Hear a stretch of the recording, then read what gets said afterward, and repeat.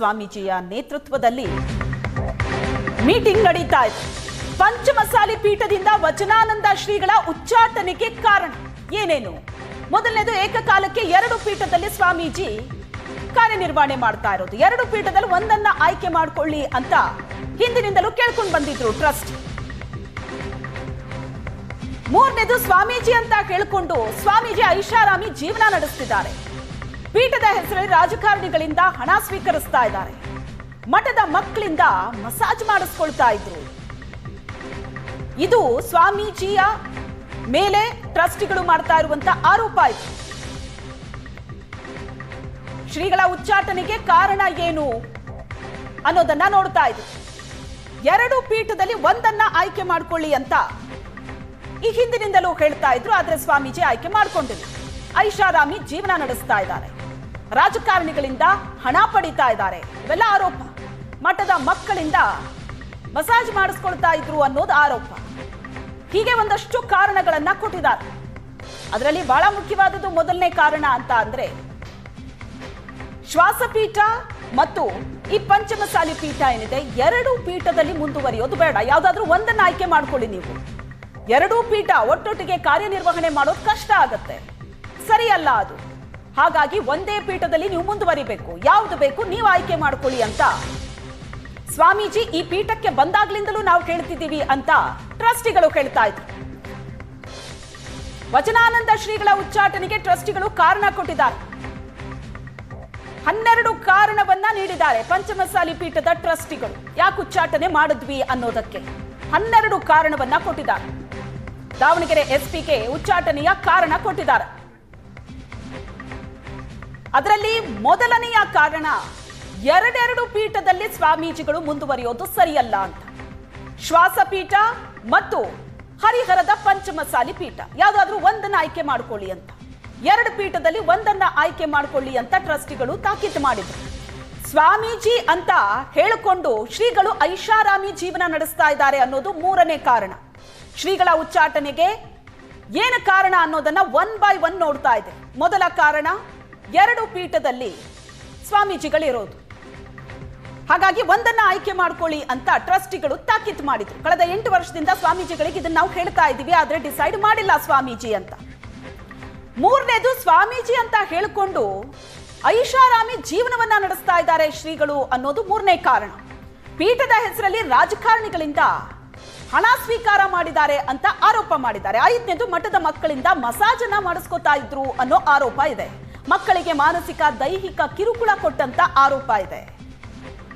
ಹೀಗೆ 12 ಕಾರಣ ನೀಡಿದ್ದಾರೆ. 7ನೇ ಕಾರಣ, ಸ್ವಾಮೀಜಿ ಕಿರುಕುಳದಿಂದ ಮಠದಲ್ಲಿ ಮಕ್ಕಳ ಸಂಖ್ಯೆ ಕುಸಿತ ಆಗಿದೆ. 8ನೇದು, ಮಠದಲ್ಲಿ 80 ಇದ್ದ ಮಕ್ಕಳ ಸಂಖ್ಯೆ ಈಗ 5ಕ್ಕೆ ಕುಸಿದಿದೆ. ಲಿಂಗಾಯತ ಧಾರ್ಮಿಕ ಆಚರಣೆಯನ್ನ ಪಾಲನೆ ಮಾಡ್ತಿಲ್ಲ ಸ್ವಾಮೀಜಿ. ಇದು ಟ್ರಸ್ಟಿಗಳು ಕೊಡ್ತಾ ಇರುವಂತ ಕಾರಣ. 10ನೇದು, ಪೀಠದಲ್ಲಿ ಯಥಾಸ್ಥಿತಿಯಲ್ಲಿ ಚಟುವಟಿಕೆ ನಡೆಸಿಕೊಂಡು ಹೋಗ್ತಾ ಇಲ್ಲ. ಭಕ್ತರಿಗೆ ದರ್ಶನ, ಧಾರ್ಮಿಕ ಚಟುವಟಿಕೆಗಳ ಅವಕಾಶ ಇಲ್ಲ. 12ನೇ ಕಾರಣ, ಬೆಂಗಳೂರಿನ ಶ್ವಾಸ ಕೇಂದ್ರದಲ್ಲಿ ವ್ಯಾವಹಾರಿಕ ಜೀವನವನ್ನ ನಡೆಸ್ತಾ ಇದ್ದಾರೆ. ಈ 12 ಕಾರಣಗಳನ್ನ ಟ್ರಸ್ಟಿಗಳು ಕೊಟ್ಟಿದ್ದಾರೆ.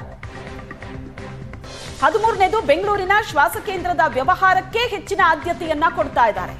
ಹರಜಾತ್ರೆ ಹೆಸರಲ್ಲಿ ಹಣ ವಸೂಲಿ ಮಾಡದಂತ ಆರೋಪ ಇದೆ. ಗುರು ಕಾಣಿಕೆ, ಭಕ್ತರ ಕಾಣಿಕೆ ಶ್ವಾಸ ಕೇಂದ್ರದ ಅಭಿವೃದ್ಧಿಗೋಸ್ಕರ ಬಳಸ್ತಾ ಇದ್ದಾರೆ. ಹೀಗೆ ಕಾರಣಗಳನ್ನ ಕೊಟ್ಟಿದ್ದಾರೆ. ಮಠದಲ್ಲಿ ಲಿಂಗಾಯತ ಸಂಪ್ರದಾಯಕ್ಕೆ ವಿರುದ್ಧವಾದಂತಹ ಆಚರಣೆ ಮಾಡುತ್ತಿದ್ದಾರೆ. ಮಠದ ಆವರಣದಲ್ಲೇ ಅಘೋರಿ ವಿದ್ಯೆ, ವಾಮಚಾರಿ ಪೂಜೆ ನಡೆಯುತ್ತೆ. ಭಕ್ತರು ಮತ್ತು ಸಮಾಜದ ಸಭೆಗಳಲ್ಲಿ ಕೀಳು ಭಾಷೆಯನ್ನ ಬಳಕೆ ಮಾಡ್ತಾರೆ. ವಿಐಪಿಗಳನ್ನ ಮಠಕ್ಕೆ ಕರೆಸಿ ಸ್ವಾಮೀಜಿ ಖಾಸಗಿಯಾಗಿ ಚರ್ಚೆ ಮಾಡ್ತಾರೆ. ಮಠದಲ್ಲಿ ರುದ್ರಾಭಿಷೇಕ, ಗದ್ದುಗೆ ಪೂಜೆ ಅಂತೂ ನಿಂತು ಹೋಗಿದೆ ಅಂತ ಆರೋಪ ಮಾಡಿದ್ದಾರೆ ಟ್ರಸ್ಟಿಗಳು. ಶ್ರೀಗಳ ಉಚ್ಚಾಟನೆಗೆ ಏನ್ ಕಾರಣ ಅಂತ 20 ಕಾರಣಗಳನ್ನ ಕೊಟ್ಟಿದ್ದಾರೆ. ಒಟ್ಟು 20 ಕಾರಣಗಳನ್ನ ಟ್ರಸ್ಟಿಗಳು ಮುಂದಿಟ್ಟಿರೋದು.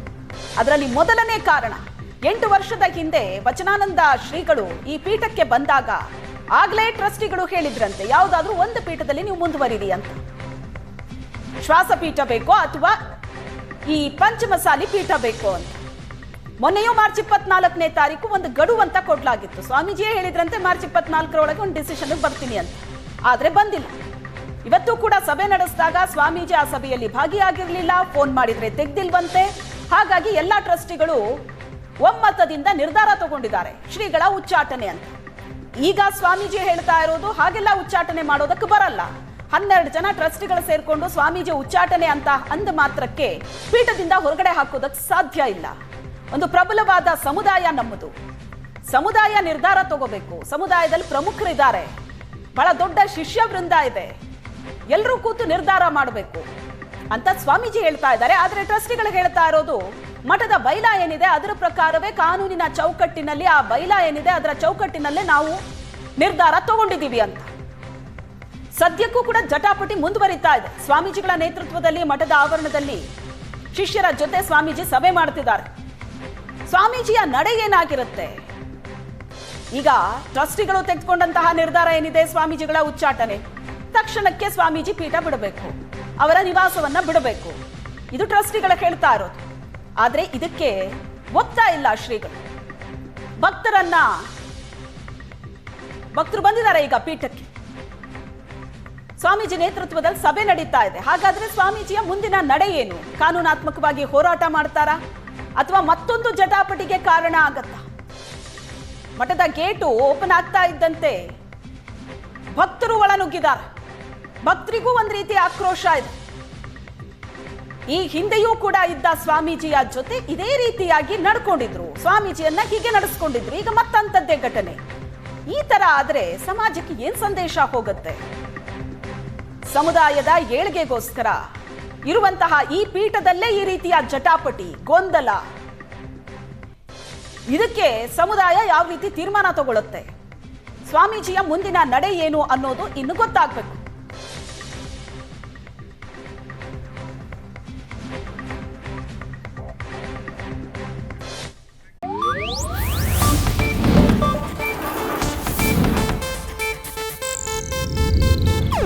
ಇದು ಏಷ್ಯಾನೆಟ್ ನ್ಯೂಸ್ ನೆಟ್ವರ್ಕ್ ಪ್ರಸ್ತುತಿ.